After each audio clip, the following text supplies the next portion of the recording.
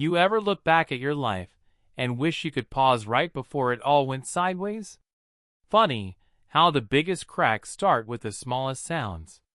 For me, it was the sound of a zipper, the cheap metal teeth on Charlotte's suitcase, sliding shut with a snap. She stood in our kitchen that morning, suitcase by the door, her phone already buzzing with work emails. 3 days in Cincinnati, she said, tossing her hair back, not meeting my eyes. Just another marketing thing. I'll be back before you miss me. I smiled. Of course I believed her. We'd been married almost a decade. We'd been through job changes, lost parents, a tornado that once took half our fence. Trust wasn't a problem. Or so I thought. She hugged me, quick, tight, perfunctory. Said she'd call when she landed. Kissed the dog on the head. The whole scene felt normal, but in hindsight, I see it for what it was, a rehearsed routine. She rolled her suitcase to the car. I watched from the porch, waiting like a sitcom dad. Didn't think twice about it. Why would I? Except later, when I went to grab a charger from the guest room, I noticed something weird. Her closet door was ajar. Charlotte's careful with her things, always closing every drawer, straightening every shoe. But that morning? Not a chance. Inside, the suitcase she'd taken was back, or so I thought. Only, when I peeked, I realized she had 2 of the same kind. And the one in the closet was empty. No backup clothes, no makeup bag, no travel toothpaste. Just a few crumpled receipts and an old deck of playing cards. Maybe most guys wouldn't have cared. Maybe I was being paranoid. But something about it stuck in my craw. A woman who could color-code her spice rack wasn't forgetting to pack socks. I went about my day, trying not to overthink. Maybe she just swapped suitcases. Maybe I was being dramatic. That night, though, as I brushed my teeth, I kept replaying the scene in my mind. Charlotte's phone face down on the kitchen table. The way she avoided eye contact. Her hands, always steady, shaking a little when she zipped that suitcase. You know what the weirdest thing is? It wasn't jealousy. I just wanted to know what was going on. So, after midnight, when the house was quiet and even the dog had given up on me, I did something I never thought I'd do. I opened her laptop. I know. But if you'd seen what I saw. Just a string of emails. Not to her office, but to a private address I didn't recognize. A lot of talk about inventory late nights and risk. I felt my stomach drop. I told myself it was just work. Maybe she was planning some big launch, didn't want to jinx it. But then I checked the Find My Phone app. She never turned off location sharing. Charlotte wasn't secretive that way. And there she was. Not at a hotel in Cincinnati. Her little blue dot pulsed on the edge of town, by the old industrial district. It was nearly 1 a.m. She'd texted me 2 hours ago. Going to bed, love you. Right. Most people would have called. I just grabbed my jacket and keys, heart pounding, and drove out into the night. The industrial zone at night is a different world. Dark, empty, every sound echoing off rusted fences and broken glass. There's a warehouse back there, abandoned since the recession. Place is full of stories, none of them good. I parked a block away, killed the lights, and walked. Couldn't see much, but a sliver of yellow cut through a broken window. Laughter. Music. The unmistakable thump of bass. I crept around the corner, feeling like an idiot and a detective at the same time. There she was. Through the cracked glass, Charlotte sat at a green felt table, stacks of chips in front of her. She laughed, really laughed, head thrown back, while tossing in a fistful of chips. Next to her, some guy in a suit, slick hair, cheap watch, grinned back. He reached for her hand, and she didn't pull away. On the table, I kid you not, was the same envelope we tucked away for emergencies. Our savings. The just in case fund. I just froze. All the air left my lungs. She never looked my way, or if she did, she didn't react. She was all in, focused on the game, tossing chips like they were nothing. The room spun. I ducked back into the shadows, my mind racing. What was this? A side hustle? A double life?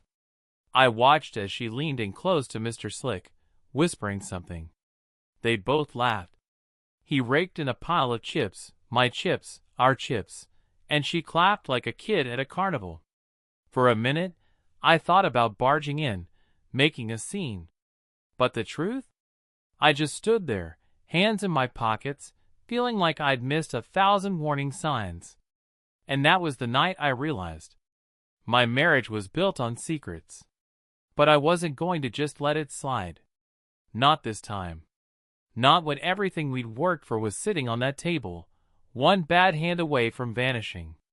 And that, believe it or not, was just the beginning. I always wondered how I'd react if I ever caught my wife cheating. Would I yell? Would I walk out? Would I punch a wall or just collapse on the spot? Turns out, you don't really do any of that. You just freeze. I stood there in the shadows outside that warehouse, trying to get my breathing under control. Inside, Charlotte looked like she was having the time of her life.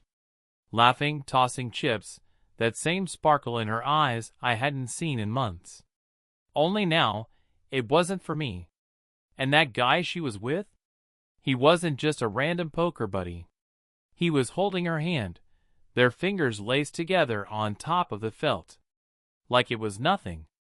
Like they'd done it 100 times before. For a second, I thought maybe I was dreaming. Maybe I'd wake up in my own bed, Charlotte next to me, her hair a mess, drooling on the pillow like always. But then I saw it. Right there, in the middle of the table. My envelope. The one with our emergency cash. The same envelope I'd hidden at the back of my sock drawer for years. Just in case. I felt like I'd been sucker punched. All the air rushed out of my lungs. I remember thinking, seriously?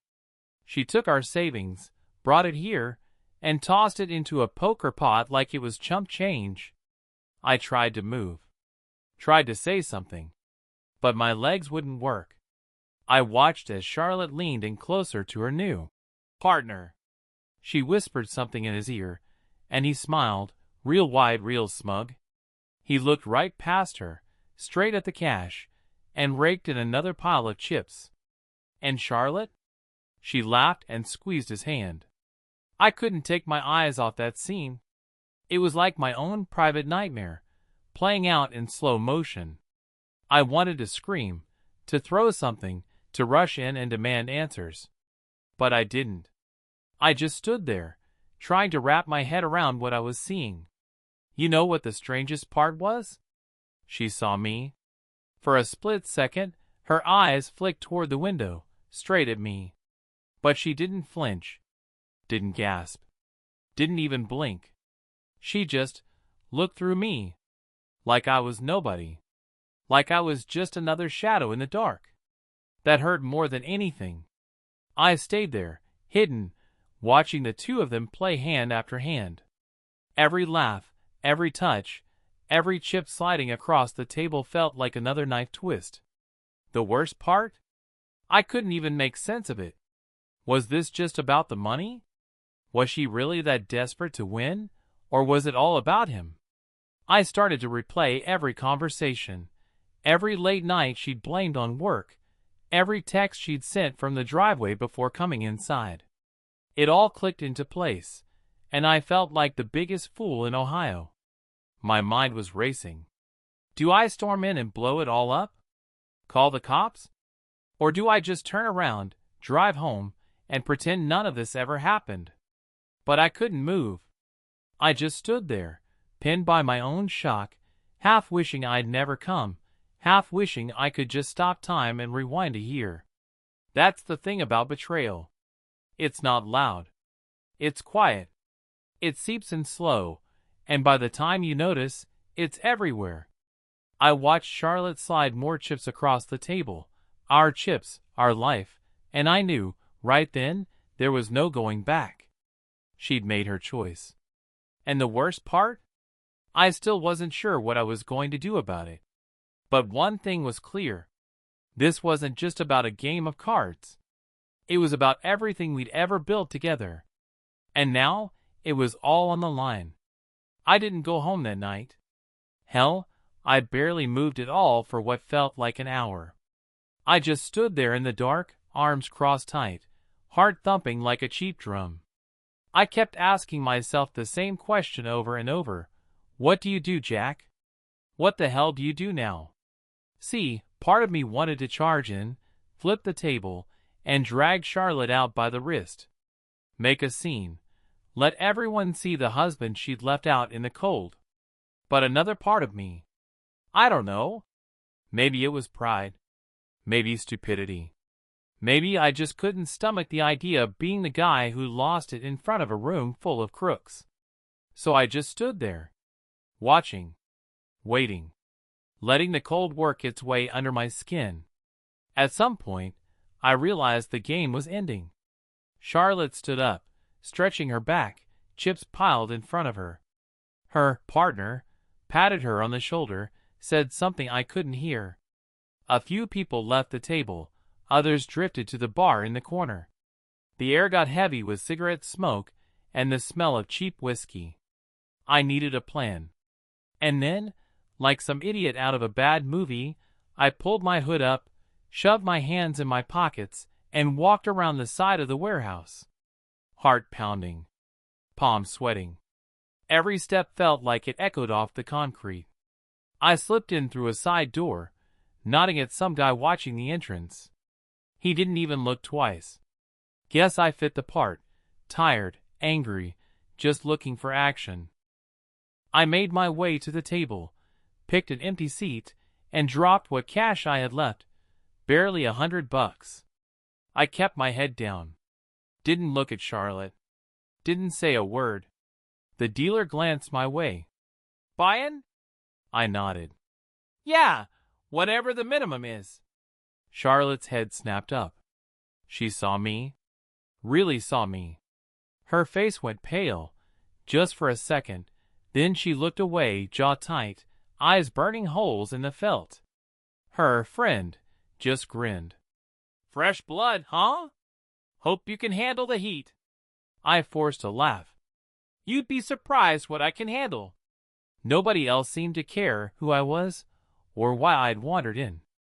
They just wanted another sucker to bleed dry. But me? I had one goal. Win back what was mine. It sounds insane, I know.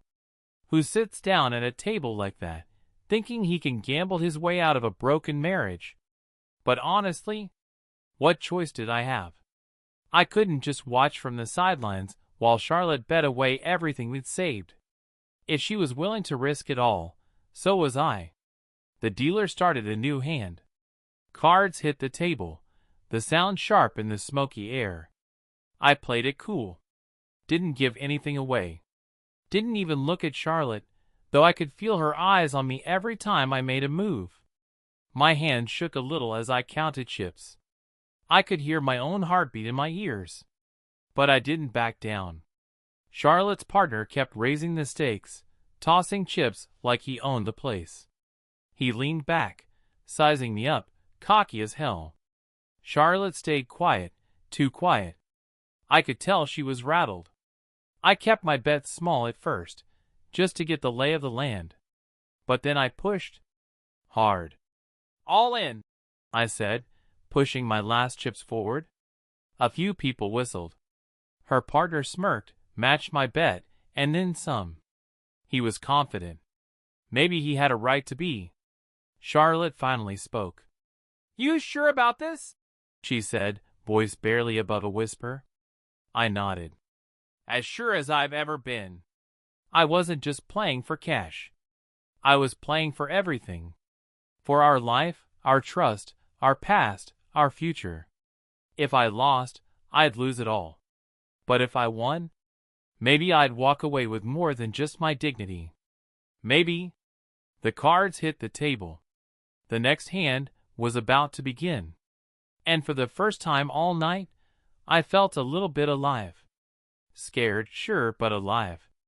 No matter what happened, I knew one thing. I wasn't going down without a fight. The first hand is always the hardest.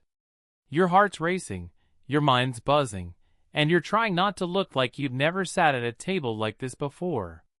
But I wasn't here for the thrill. I was here to get my life back, or whatever was left of it. The dealer shuffled, chips clacked, and every single face around that table looked hungry. Especially Charlotte's partner. He had that slick confidence, the kind that only comes from winning with someone else's money. I caught Charlotte glancing at him. Her eyes darted to his cards, then back to her own. She tried to look calm, but I knew her too well. Her left hand tapped the side of her glass, just like she always did when she was nervous. I pulled my hoodie down over my face, kept my cards close, and watched. I played it slow at first, folding a few hands, letting the shark circle. Every time I glanced at Charlotte, she looked away. But when I finally played, I made it count. The game started heating up fast. Stakes rising, pot swelling, and the air thick with tension. Her partner raised, big. Charlotte matched him, lips tight, sending a quick signal with her fingers. He caught it, grinned, pushed the pot higher. That's when it clicked for me. She was helping him. Not just as a partner, but as an accomplice. Tiny signals, subtle as a wink, passing secrets across the felt. I felt my jaw clench. If I'd ever doubted her betrayal, now I had all the proof I'd ever need. I started playing the game their way. Leaning in, bluffing hard, pushing my luck just enough to keep them guessing. When Charlotte tried to read me, I stared right back, cold and silent. Every chip I tossed onto the pile was a piece of my past. Every fold, a shot at my future. It got personal. Her partner taunted me after every win, sliding chips my way with a fake smile. "Not bad, stranger. You learned to play from YouTube or your wife?" I just shrugged. "You never know who you're up against until it's too late." Charlotte shifted in her seat. She looked torn. For a moment, I saw a flicker of guilt. But then she caught herself, steeled her face, and kept the act going. The next hand came fast. Her partner raised. Charlotte called. I pushed all in. Silence dropped over the table. Everyone watched as I laid my cards down. A pair of nines, nothing special, but enough to rattle them. Charlotte stared, then shook her head, like she couldn't believe I'd do it. Her partner hesitated, then matched me. He showed his cards, a king and queen. Charlotte's hand trembled as she laid hers down. Not enough. Dealer called it. I took the pot. It wasn't much, not yet, but it was something. The game pressed on. More hands, more chips, more signals between Charlotte and her new best friend. But I found my rhythm. Bluff when they expect strength. Fold when they get too greedy. Let them underestimate me. It's what they do best. A few more rounds, and suddenly I was ahead. Not by much, but enough for them to notice. That's when things got tense. Charlotte leaned over, whispered to her partner, voice low but urgent. "He won't back down," he snorted. "We'll see about that." Next round, the stakes doubled. Not just chips, jewelry too. Charlotte slid her wedding ring into the pot without blinking. That one nearly broke me. I almost folded right there, just out of heartbreak. But I held it together, forced a smile, and played on. It was do or die now. Every hand was a test. Every bet, a line drawn in the sand. And the craziest thing? In that moment, surrounded by smoke, strangers, and betrayal, I realized I'd never been more awake in my life. Win or lose, I was all in. And I wasn't leaving that table empty-handed. You ever try to look calm when your whole body's shaking? That was me, gripping my cards so hard I thought I might rip them in half. My heart pounded so loud I was sure everyone at the table could hear it. But on the outside, I just sat there, trying to play it cool. Old poker face, right? But let me tell you, every move felt like life or death. Every chip, every glance, every word between Charlotte and her new partner. I wasn't just fighting for money. I was fighting for my marriage, for my pride, for whatever scraps of dignity I still had left. The pot was growing fast. Charlotte and her friend kept raising, each trying to one-up the other, like they had something to prove. He'd toss in a stack of chips with a smirk. Charlotte would follow, her jaw set and her eyes hard as stone. And me? I kept going. No way was I folding now. I remember the way Charlotte whispered to him, just loud enough for me to catch a word here or there. He won't quit. He'll risk everything. Like I was some stubborn problem, not her husband. Not the guy who'd spent years believing we were building a life together. The next hand, I'll never forget it. Dealer threw me a card. I glanced down. Ace of spades. A heartbeat later, another card, 10 of hearts. Not a perfect pair, but enough to make me sit up a little straighter. Charlotte's partner raised, of course. Big. He was sweating now, even if he wouldn't admit it. He kept looking at Charlotte for reassurance, and she kept glancing back, biting her lip. The bet was huge this time. Not just money, but her jewelry too. She slid her bracelet across the table, eyes steady, daring me to match it. I stared at her for a long second. I think I saw a flicker of the old Charlotte, somewhere deep down. The girl I'd met all those years ago. But then she looked away, cold as ice. I took a breath, pushed all my chips in. All in, I said, voice barely steady. If I lost now, it was over. Everything we'd ever saved, everything we'd built, gone in a flash. The room got quiet. Everyone leaned in. Even the dealer seemed to hold his breath. I watched Charlotte's hand tremble just a little as she turned over her cards. Her partner did the same. Dealer flipped the river card. Ace. It was like the world froze for half a second. Charlotte's eyes went wide. Her partner cursed under his breath. And me? I just sat there, forcing myself not to smile. I'd won this hand. But the war wasn't over. The pile in the middle of the table was everything now. Our cash, her jewelry, all the hope I had left. I looked at Charlotte. She didn't say a word. Didn't even look at me. But her partner? He glared at me like I'd just stolen his last dollar. The tension in the room was a living thing. You could taste it in the air. Sweat, fear, desperation. No one was talking anymore.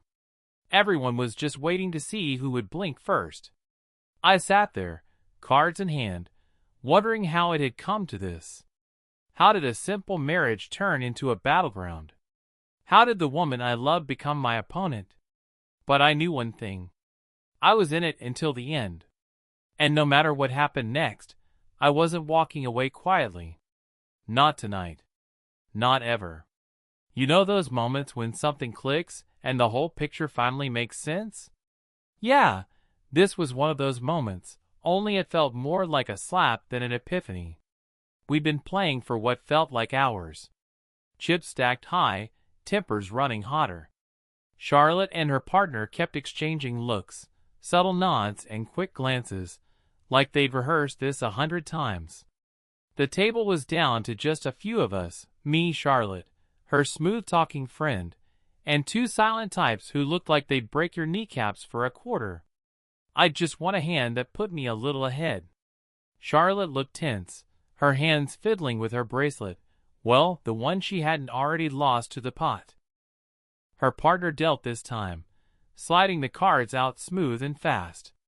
That's when I noticed it. A flick of the wrist, a slip of a card just a hair out of place, too quick for most people to catch. Charlotte shot him a look. He gave the slightest nod. I stared down at my cards, my mind racing. Was I seeing things? Was this just my paranoia talking? Or had they really stacked the deck against me?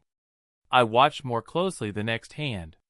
Sure enough, every time the dealer's hand passed over the cards, he tucked the bottom one, swapping it with another from under the table. Charlotte would lean in, laugh too loud, distract the others at just the right moment. It hit me like a brick. They weren't just partners. They were running a scam.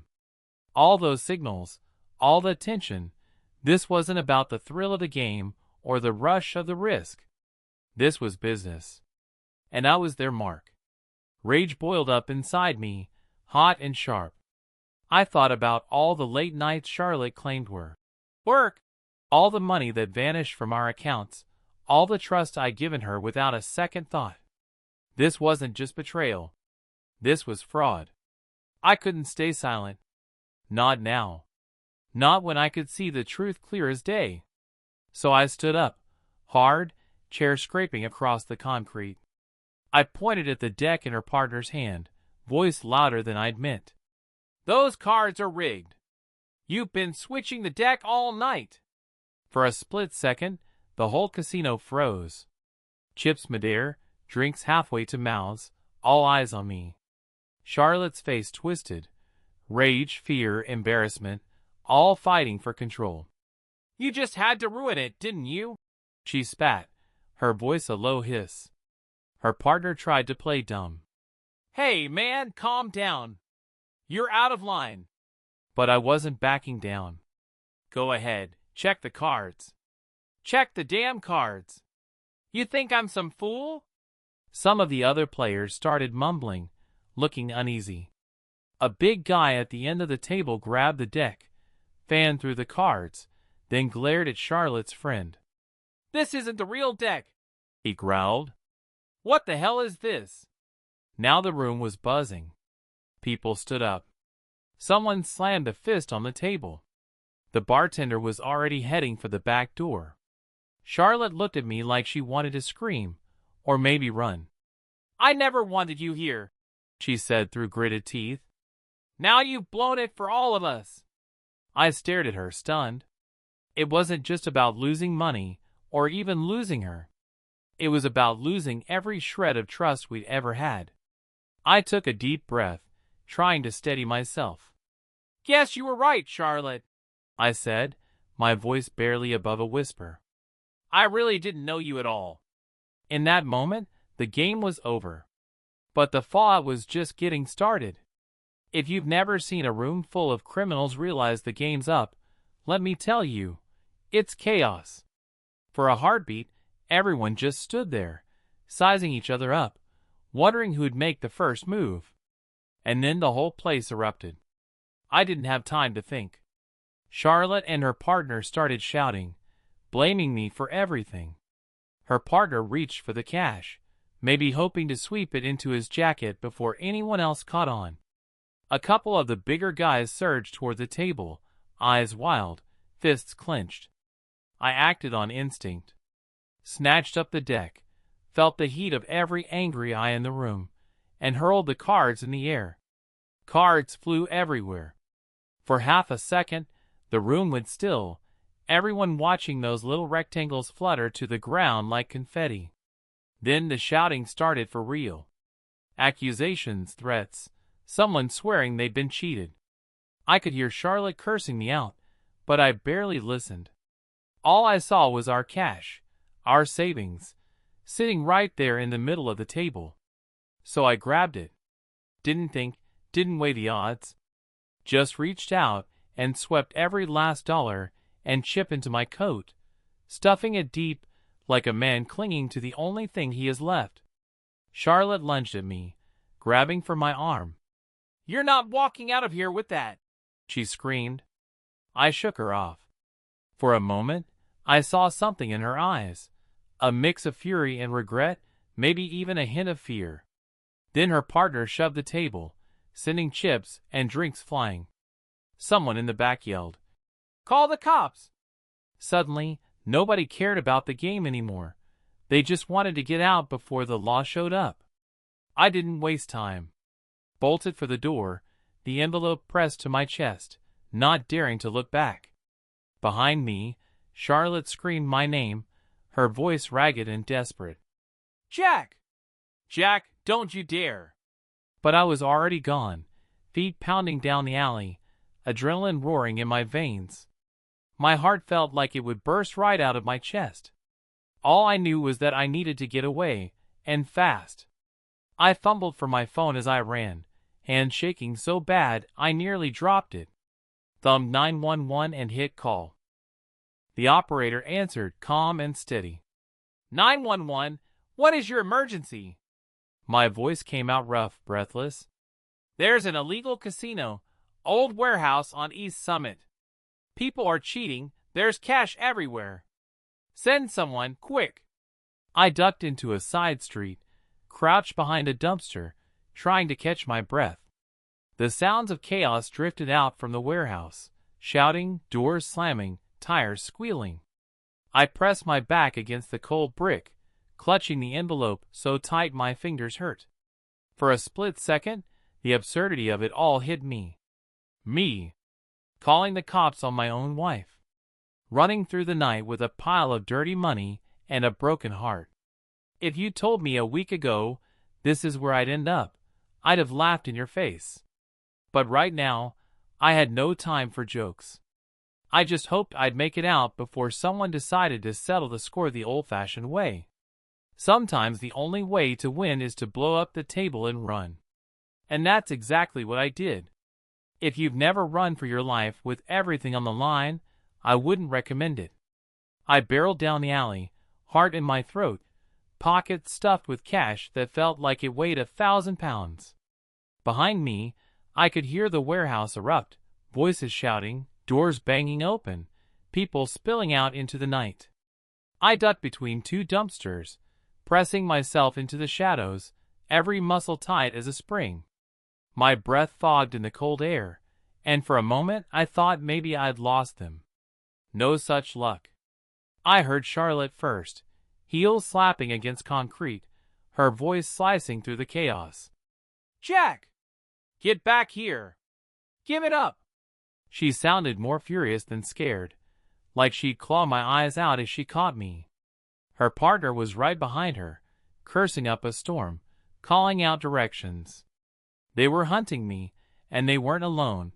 At least 2 other guys joined in, stomping through puddles, kicking trash cans, looking for any sign of their missing cash. I knew these backstreets, at least a little. Growing up in Cleveland, you learn which alleys lead somewhere and which just dead end. I doubled back, ducking behind a delivery van, barely daring to breathe as Charlotte and her crew rushed past, missing me by inches. I could hear her. "He's got all of it. Everything. Don't let him get away."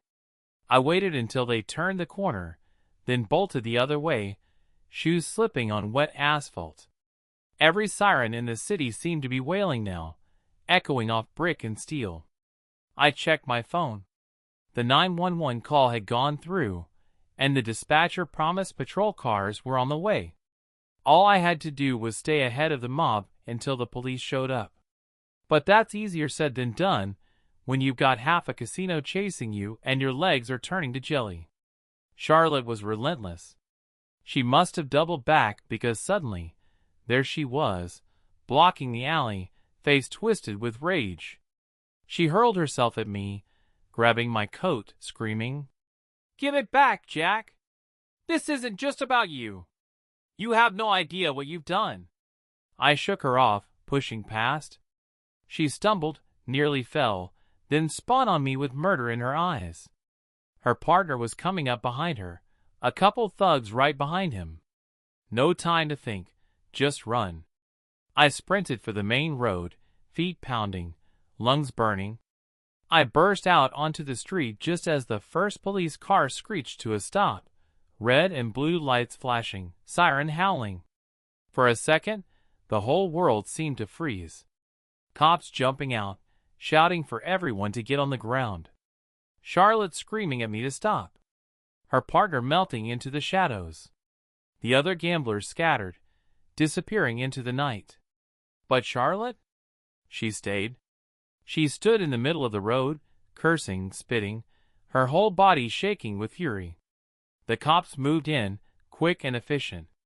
One officer yanked her arms behind her back, snapping on the cuffs. Another pointed at me, hand on his holster. I just raised my hands, the envelope of cash still clutched tight, heart pounding so loud I could barely hear my own name. "Sir, you called this in?" "Yeah," I croaked. "Warehouse. Illegal gambling. She's the one you want." Charlotte glared at me, her face twisted with betrayal and hate. As they led her away, her voice echoed down the block. "You think you've won, Jack? You ruined everything. Everything." But all I could do was stand there, shaking, surrounded by flashing lights and shattered dreams, wondering when exactly my life had turned into a bad movie. And knowing, deep down, it was only going to get messier from here. The thing about betrayal is, you think the worst part is catching them in the act. But really, it's what comes after, the aftermath, the questions, the parade of cops and lawyers picking through your life like it's evidence in a crime scene. After the sirens faded, after the casino crowd scattered and Charlotte was in cuffs, the cops took over. They separated us, standard procedure, apparently. One officer questioned me about the cash, the warehouse, my connection to Charlotte and her business associates. Another kept Charlotte against the squad car, reading her rights as she glared at me with a look I'll never forget. It wasn't fear. It was pure, unfiltered anger. Like I'd broken the rules by not playing along with her lie. I told the police everything. How I'd followed her, how I found the casino, how I watched her and her partner, her lover, her co-conspirator, whatever he was, rig the game, cheat the others, risk everything we had. The cops nodded, taking notes, eyes flicking between me and the seized evidence. One of them turned over the deck of cards I'd grabbed, checked the markings, and whistled. "Yeah, that's a cold deck. Classic con." It didn't take long for the real story to spill out. The warehouse wasn't just a one-off poker night. It was part of a bigger scam. A full-blown illegal gambling operation, tied to money laundering and fraud. And Charlotte? She wasn't just playing. She was helping run the whole thing. When they pressed her for answers, she snapped. Told them it was all about the money. Said she only wanted to win big, to fix everything. That I'd never understand what it's like to watch your dreams slip away. But it was more than that. Her partner was her co-conspirator. The affair, the poker, the empty bank accounts. It was all connected. I watched them load her into the cruiser, hair a mess, eyes still blazing. She shot me one last look, something between blame and relief, and then she was gone. The detectives handed me our cash, at least what was left of it, and told me to keep myself available for more questions. I walked home that night alone, the city quiet, everything feeling heavier than before. I didn't cry, didn't even feel angry, not really. Just empty. You think you know a person. You think betrayal is a single moment, a hand on someone else's arm, a lie told with a straight face. But really, it's 1,000 small cuts, every choice piling up until you realize you've lost something you can't get back. Charlotte confessed everything. The lies, the games, the money. And me? I stood there in the parking lot, cash in hand, heart in pieces. Finally seeing the truth for what it was. The life I thought I had was never really mine at all. There's this moment after everything falls apart, after the cops have left, after the adrenaline's gone, after you're alone again, where you finally take a breath and realize just how empty the house sounds. I stood in our kitchen, envelope of cash on the table, the clock ticking loud as thunder in the quiet. No Charlotte. No laughter, no clatter of pots, Not even the dog begging for scraps. Just me and the ghosts of all the plans we used to have. I thought about what to do next. Call a lawyer? Change the locks? Pack her things? Maybe just sit and stare at the wall until the sun comes up. I tried to be angry, but all I felt was tired. You know the weirdest thing? I kept replaying the little moments. The first time we met, the way she looked at me across a crowded room, the old jokes only we understood. I kept wondering if any of it was real, or if it was all just part of the story she was telling herself while she burned our life down behind my back. The money's safe now. I have the cash, the cards, the receipts. But what does it matter? Trust doesn't fit in an envelope. And you can't buy back all the years you lost. Charlotte's in jail, facing charges that'll probably follow her the rest of her life. Her partner disappeared. Maybe he's halfway to Canada by now. Me? I'm here, left with a house full of reminders and a future I never asked for. Friends keep calling, leaving voicemails. They all want to know what happened, how I'm holding up. I tell them I'm fine, that I just need some time. But the truth is, I don't even know what fine means anymore.